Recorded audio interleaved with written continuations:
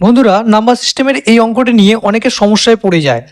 অনেকে দেখে যে বইয়ের মধ্যে উত্তরটা করে দেওয়া আছে, প্রশ্নের উত্তরটা, কিন্তু অনেকে ভাবে যে এটি সঠিক উত্তর হবে কি হবে না, কারণ পরীক্ষার খাতায় গিয়ে যদি ভুল হয়ে যায় কোনো রকমে।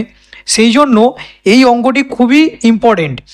এখানে অঙ্কটি বলা আছে, পরপর তিনটি পূর্ণ সংখ্যার যোগফল সর্বদা বিভাজ্য হবে কত দ্বারা। এখানে অপশন আছে এ 2 দ্বারা, বি আছে 4 দ্বারা, সি আছে 3 দ্বারা, না ডি আছে 6 দ্বারা।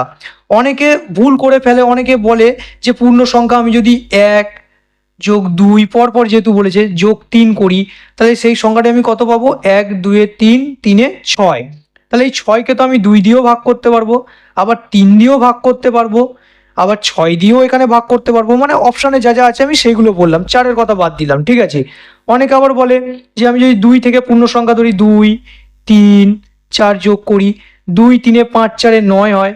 9কে শুধুমাত্র আবার 3 দিয়ে, যে অপশান আছে 3, সেটা দিয়ে ভাগ করা যাবে, 2 দিয়েও করা যাবে না, 4 দিয়েও করা যাবে না, 6 দিয়েও করা যাবে না। তাহলে কি হবে, সঠিক উত্তর কি হবে? অনেকেই এটা সমস্যায় পড়ে যায়, অনেকেই প্রশ্ন ছেড়ে দিয়ে চলে আসে।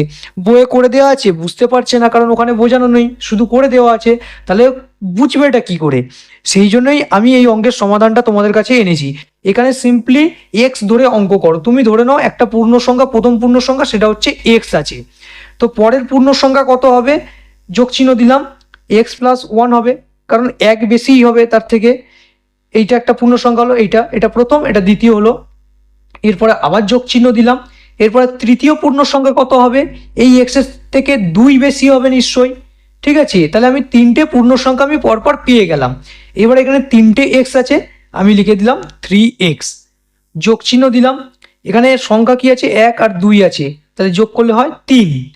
এখান থেকে দেখো 3 কমন যাচ্ছে, ঠিক আছে।